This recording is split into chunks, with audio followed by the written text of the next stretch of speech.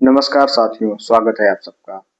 हाल ही में supreme court का फैसला जो धर्मांतरण पर आया है कि एससी समुदाय के लोग जब धर्मांतरण करते हैं तो उनको एससी एसटी एट्रोसिटीज के तहत मिलने वाले जो सुरक्षा है या लाभ है उससे उनको वंचित होना पड़ेगा या वो उसके पात्र नहीं है। अब यह फैसला सिर्फ एक केस का फैसला नहीं रह गया है, यह एक नया विमर्श पैदा कर रहा है समाज में। पहले तो हम उस केस को समझते हैं कि किस केस की वजह से यह फैसला आया है। बात है आंध्र प्रदेश के एक छोटे से गांव में, जहां एक एससी समुदाय का व्यक्ति क्रिश्चियन धर्म अपनाता है और वह पादरी बनता है। जब वह पादरी बनता है तो गांव में प्रत्येक रविवार को वह प्रार्थना सभा रखता है। लोग इकट्ठा होते हैं, प्रार्थना कराता है और वह ईसाई धर्म को फैलाने का भी काम करता है, जो कि उन लोग की जिम्मेवारी होती है। उसने एक केस किया वहाँ की अदालत में कि मेरे खिलाफ गांव के ही कुछ लोगों ने मारपीट की है, गाली-गलौज की है तथा जाति सूचक शब्दों से संबोधित किया है, जात के नाम से गाली दी है। और उस व्यक्ति के पास अपनी जाति प्रमाण पत्र भी था, जिस आधार पे उसने एससी एसटी एक्ट के तहत मुकदमा किया।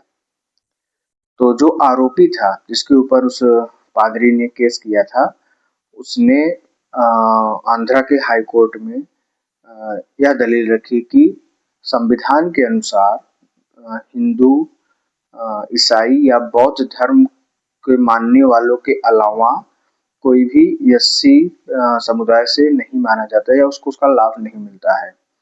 तो हाई कोर्ट ने भी उसके आरोपी के पक्ष में ही फैसला दिया कि अगर आप धर्मांतरण कर चुके हैं तो आप इस लाभ से या इस सुरक्षा से वंचित हैं। यदि आपने धर्मांतरण कर लिया तो जिस धर्म में आप गए हैं वहाँ पे जाति व्यवस्था नहीं है, आपके खिलाफ ऐसी कोई भेदभाव ऐतिहासिक रूप से नहीं माना जाता उस धर्म में, तो आप उसके योग्य नहीं हैं।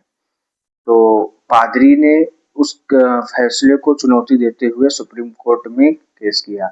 सुप्रीम कोर्ट में सुनवाई चली। अभी 24 तारीख को यह फैसला सुप्रीम कोर्ट का आया है कि अ, संविधान के अनुसार आप अगर एससी समुदाय से हैं और आप धर्मांतरण करते हैं, अ, वो फैसले में सिर्फ ईसाई धर्म का जिक्र है, लेकिन जो इंटरप्रिटेशन है उसमें यह है कि हिंदू, बौद्ध और सिख धर्म के अलावा अगर आप किसी भी धर्म में अपना धर्मांतरण करते हैं, उसके अनुयायी बनते हैं, तो आपको इन लाभों से वंचित रहना पड़ेगा। और उसमें है कि आपको इसमें सुरक्षा, लाभ या आरक्षण नहीं मिल सकता है एससी होने का। तो अब इसमें बहस ये हो रही है कि जो आरक्षण की व्यवस्था है, क्या उसमें भी कुछ बदलाव होगा या सिर्फ SC ST act, atrocities act जो है उसमें मिलने वाले लाभ जो है या आपको सुरक्षा, सामाजिक सुरक्षा दी गई है उसमें है। अब यह बहस आगे चलेगी। इसमें एक मुद्दा और है कि फैसले में सिर्फ एससी का जिक्र है, एसटी का नहीं। शेड्यूल ट्राइब का जो मानना है उनकी पहचान धर्म से नहीं होती है, वो किसी भी धर्म को मानने वाले हो सकते हैं। उनकी जो अपनी सामुदायिक पहचान है वो उनके रहन-सहन के तरीके, उनके अपने वातावरण, उनके अपने परिवेश और उनके अपने कल्चर से होती है। वो कई ऐसे धर्म उनके बीच में प्रचलित हैं जो कि शायद हम आप सुने भी ना हो।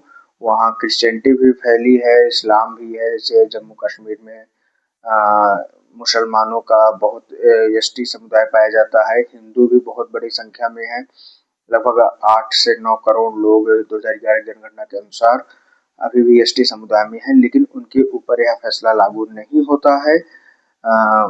कारण यही सब है जो हमने बताया। अब मुद्दा यही है कि क्या यह फैसला एक नज़ीर बनेगा आने वाले समय में, खास करके आरक्षण में, या फिर धर्मांतरण का जो एक हमेशा से एक समाज का एक विशेष वर्ग ये आरोप लगाता आ रहा है कि लालच देके, डरा के या फिर दबाव बना के धर्मांतरण कराया जा रहा है, उस पे रोक लगेगी, क्योंकि उनका सबसे सॉफ्ट टारगेट एससी या एसटी कम्युनिटी ही होती है धर्मांतरण में। इस समय क्रिश्चियनिटी में जो कन्वर्जन चल रहे हैं उसके खिलाफ विश्व हिंदू परिषद या बजरंग दल मुहिम भी चला रहे हैं। इस्लाम के खिलाफ भी मुहिम चल रही है कि धर्मांतरण ना होने पाए, या कोई करता है तो समाज में बड़ा मुद्दा बनता है। क्या यह सुप्रीम कोर्ट का फैसला सिर्फ उस केस का एक फैसला रहेगा, या फिर एक नज़ीर पेश करेगा समाज में कि इसका रेफरेंस आने वाले केसों में या आने वाले समय में दिया जाएगा? यह समाज में चर्चा का विषय है।